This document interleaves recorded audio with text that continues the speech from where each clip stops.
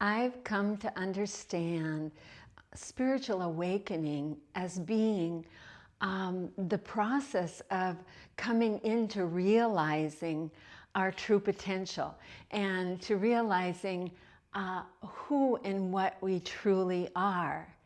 And in the process of this waking up, we start to discover all the ways in which we have been living and acting from the not self. And so the not self is all the parts of our identity and our behavior and our emotional patterns that do not originate from the true essence of what we are. And so this not self, or also sometimes known as the slave self, are these conditioned patterns, behaviors, and reactions that we have taken on, that we have learned through our family and through our culture, and also through trauma that we may have experienced early in our lives that we have not been able to process. And so therefore, we come into a conditioned response to life. And so another way that the not self operates is by the ways that we protect ourselves from pain and discomfort.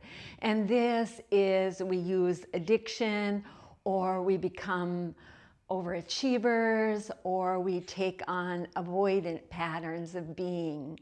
Or we can also take on different roles so that we gain approval and hopefully avoid rejection. So we take on these roles like being, a caregiver, or the rebel, or the strong one, or the joker.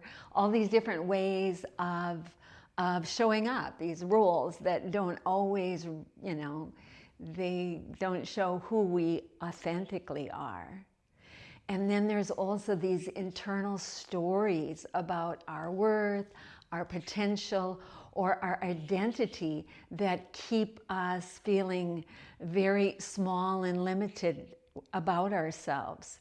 So, and then also the ways that we kind of cling to control or compare ourselves with others, or we fear change.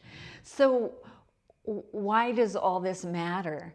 So the important thing is that all these ways are not who and what we truly are. They're the aspects that we have taken on, so that when we start to become aware of them, find ourselves thinking and acting in ways that are not creating for ourselves a life that we want to live in the future, we can stop and just identify, see that, instead of trying to, change this behavior or this way of thinking. We witness it. And by witnessing it, it means like we stop and we just see it and feel it. And what this does is that this creates space. This creates some space around this and around this, feeling identified with whatever this behavior or thought is. And in this space, our higher self, or our deeper self, or that expanded awareness can enter in. And this is what we truly are. This is what I feel is what we truly are. We are this expanded self. We are our own higher selves. But we have been identifying ourselves with this limitation. So it's gradually becoming aware of how this limitation has been operating in our minds and in our lives. And then by seeing it, we feel it, and we let the higher self, let this pure source frequency transmute it for us.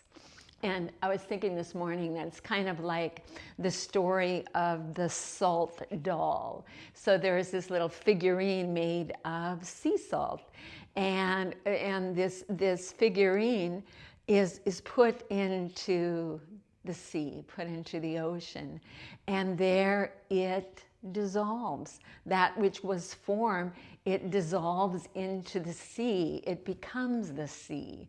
And this is kind of like us in this gradual process of letting go, of allowing that leaving of all that which we are not. So in essence, it brings us into the flow of what we truly are, which is one with pure source frequency.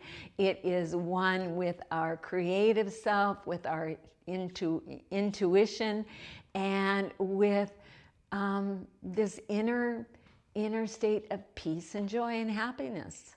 So it's a gradual process, but it's a worthy thing to do.